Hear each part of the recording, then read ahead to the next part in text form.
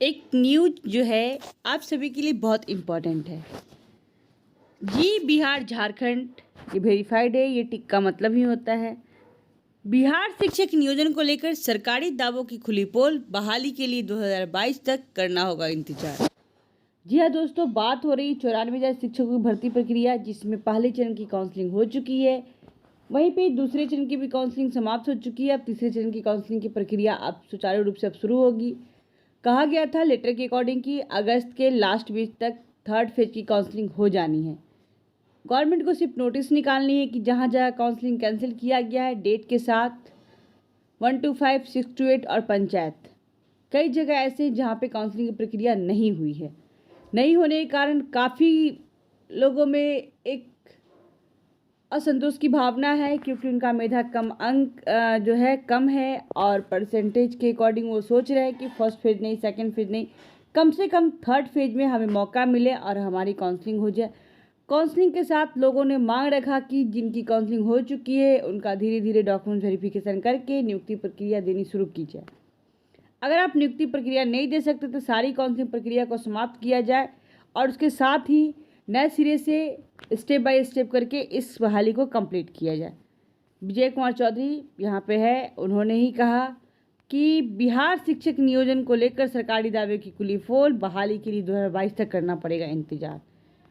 इसी वजह से लोगों ने कल पटना में बहुत सारे आंदोलन की बात हो गई।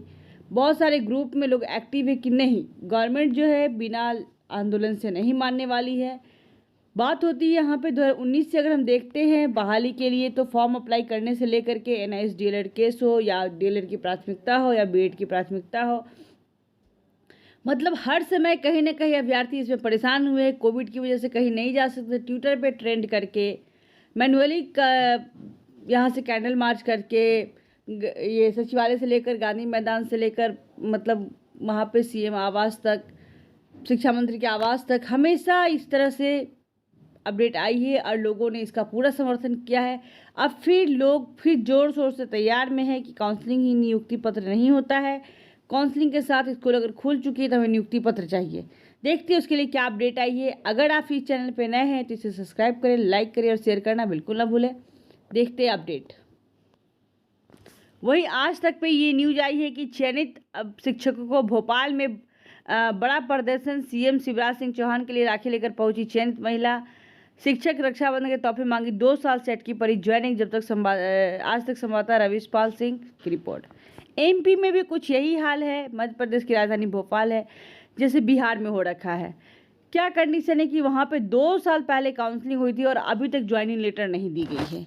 अभ्यर्थियों में एक अलग असंतोष है कि क्या रंजीत सर MP मॉडल पे बिहार में बहाली प्रक्रिया को शुरू करवाए थे ओपन कैंप, जो नियुक्ति तो हो रही है, लोग सेलेक्ट तो हो रहे हैं लेकिन उनकी नियुक्ति नहीं हो रहे, चयन तो हो रहे हैं विद्यालय के लिए, लेकिन क्या चयनित अभ्यर्थियों को अपनी सर्विस देने का मौका दिया जा रहा है? शिक्षकों ने दी आंदोलन की चेतावनी।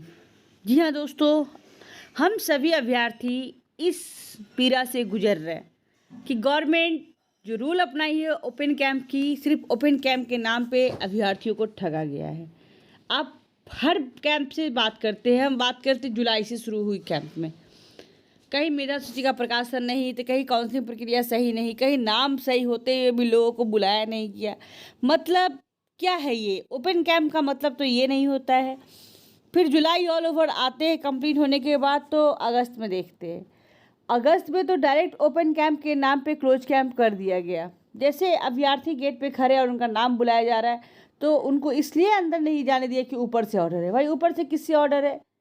मैनुअली वो ऐसा कुछ लिखित लेटर तो नहीं आएगा कि अभ्यर्थी एक स्थान से दूसरे स्थान नहीं जा सकते हैं। और दरभंगा में रीजन यही था कि पास काउंटर बनाने के लोग आसानी से एक जगह से दूसरी जगह जा सके। अगर यहाँ पे कैटेगरी वाइज सीट फुल हो चुका है तो किसी और जगह जाकर वो अपनी किस्मत आजमा सकते हैं। लेकिन वहाँ के स्थानीय लोगों द्वारा दबाव बनाए गए थे, जिसके कारण अभ्यर्थी ये भी करना उनके लिए मुश्किल हुआ कि एक ब्लॉक से दूसरे ब्लॉक जाए। बस डोर टू डोर जाने से नहीं होता है, इन द कैंपस आपको जाना पड़ेगा। और आपको मैंने बहुत सारी मेरिट लिस्ट शेयर की है, जिसमें आपने देखा होगा कि 70% वाले अभ्यर्थी वहाँ पे मौजूद थे, 69 वाले थे, लेकिन उनका चयन नहीं हो पाया। क्यों? क्योंकि वो अंदर कैंपस नहीं थे, वो बाहर थे, मैदान से बाहर थे। जिस कारण उनको द्वारा एंट्री नहीं दी गई और एंट्री नहीं देने पर उनका काउंसलिंग प्रक्रिया नहीं हो पाया, जिस कारण कम मेधांक वाले जो वहाँ पे पर्सन थे उनका या फिर सीट खाली चला गया। नहीं तो सीट खाली नहीं जाता, गवर्नमेंट के पास इतने लोग हैं। खासकर बात करें पेपर 2 की यानी कक्षा 6 से 8वीं तक की बात करते हैं, उसमें अभ्यर्थियों की संख्या अधिक है और रिक्तियाँ कम है। बहुत सारे ऐसे अभ्यर्थी हैं जिन्होंने सिर्फ पेपर 1 को क्वालिफाई किया या फिर बहुत सारे अभ्यर्थी जिन्होंने पेपर 2 को क्वालिफाई किया। पेपर 1 में तो सीट बहुत सारी है तो लोगों को परेशानी नहीं आ रही, लेकिन 6 to 8 की बात करें तो वहाँ पे सब्जेक्टली ये सीट हो जाती है जिसमें सोशल साइंस की रिक्ति कम है और अभ्यर्थियों की संख्या ज़्यादा। लैंग्वेज में भी रिक्ति वापस चली गई है, इंग्लिश में भी रिक्ति वापस चली गई, उर्दू में भी। तो इन्हीं में शिक्षकों ने दी आंदोलन की चेतावनी। पंचायती राज एवं नगर निकाय शिक्षकों ने प्रधान शिक्षक एवं प्रधानाध्यापक के पदों पर प्रोन्नति से नहीं भरे जाने के विरोध किया। इस मुद्दे पर पंचायती राज एवं नगर निकाय शिक्षक संगठन ने आंदोलन पर उतरने को दी चेतावनी। टीईटी एसटीटी उत्तीर्ण नियोजित शिक्षक संघ गोटपुट के नए प्रदेश अध्यक्ष मार्कंडेय पाठक एवं प्रदेश प्रवक्ता अश्विनी पांडे ने टीईटी एसटीटी शिक्षकों के साथ सौतेला व्यवहार का आरोप लगाते हुए कहा है कि 4 या 5 सितंबर तक सभी जिला मुख्यालय शिक्षक सत्याग्रह पर आयोजन किया जाएगा। संगठन ने नियमावली 2020 के तहत प्रधान शिक्षक एवं प्रधानाध्यापकों के 50% पदों को प्रोन्नति से भरने की मांग की है। संगठन ने कहा कि परीक्षा देकर बहाल होने पर प्रधान शिक्षक एवं प्रधानाध्यापक का कैडर अलग से हो सकता है, तो टीईटी एसटी पाठ कर बहाल शिक्षक का कैडर अलग क्यों नहीं। बिल्कुल सही बात है। जो टीईटी पास करके आते हैं, सीटीटी पास करके आते हैं और एसटीटी पास करके आते हैं, उन्होंने अलग अलग टीचर एलिजिबिलिटी टेस्ट को पास किया है, फिर भी उनकी सैलरी अलग नहीं है और आप सिर्फ प्रधानाध्यापक और प्रधान शिक्षक की सैलरी अलग करते हैं। मांग बिल्कुल जायज़ है क्योंकि आपकी सैलरी बिल्कुल नॉमिनल फ़ी है, नॉमिनल सैलरी आप देते हैं जिसमें एक परिवार का गुजारा भी नहीं हो सकता है। ये बिल्कुल सही मांग है और हमें इसका समर्थन करना चाहिए।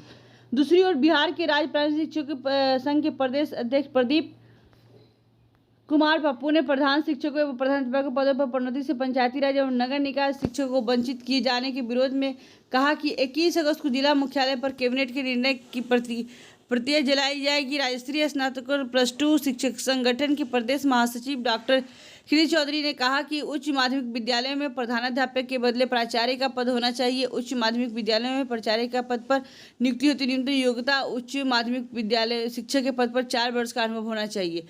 टीईटी संघ मूल के अध्यक्ष अमरदीप डिसूजा ने कहा कि प्रधान शिक्षक की बहाली में टीईटी पास को 20% आरक्षण मिलना चाहिए। यह मांग मुख्यमंत्री कार्यालय को ईमेल भेजकर की गई है।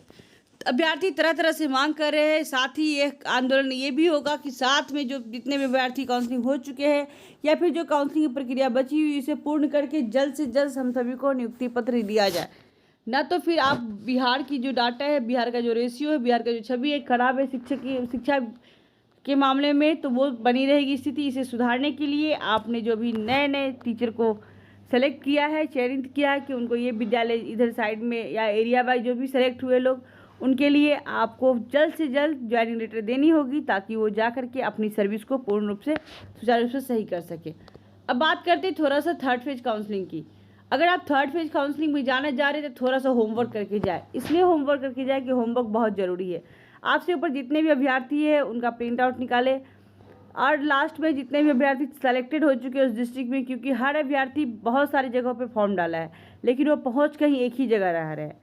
दरभंगा की कई सारी वीडियो मैंने इसमें इंक्लूड की है जिसमें आपको साफ शो हो रहा हो कि वहाँ पे कोई अभ्यर्थी नहीं थे जिनको बोला जा रहा था कि आप URF UR इंग्लिश से सीट के लिए BC SC ABC सबको नाम ले लिए, सब कैटेगरी वाइज पुकार लिए, लेकिन उन्हें कोई फीमेल नहीं मिली। तो ये कंडीशन है लैंग्वेज की। लेकिन अदर सब्जेक्ट जैसे सोशल साइंस, मैथ साइंस पे रस काफ़ी ज़्यादा है, यानी भीड़ बहुत ज़्यादा है। इसलिए गवर्नमेंट को जल्द से जल्द ओपन कैंप के तहत सारी बहाली प्रक्रिया पूर्ण करनी चाहिए। तो आप थोड़ा सा मेहनत करके जाएंगे। जैसे अपने से ऊपर जितने भी लोग हैं कहीं ना कहीं सेलेक्ट हो चुके होंगे तो उस डिस्ट्रिक्ट का सेलेक्टेड लिस्ट निकालेंगे और वहाँ से कट करते हुए जाएंगे। फिर अपनी देखेंगे अगर 24 सीट है तो आप 240 पे है जिसमें कि 230 बच्चा छट चुका है तो आपका सिलेक्शन पक्का है। इस तरीके से आप देखेंगे, थोड़ा सा होमवर्क कीजिए जिससे आपका सिलेक्शन सुनिश्चित हो जाए। और जितने भी अपडेट होती है इस चैनल के द्वारा आपको मिलती ही रहती है। तो thanks for watching this video. Thank you दोस्तों। इस तरह से अपडेट के लिए इस चैनल पर बने रहे, इसे लाइक करें, सब्सक्राइब करें और शेयर करना बिल्कुल ना भूलें। थैंक यू दोस्तों।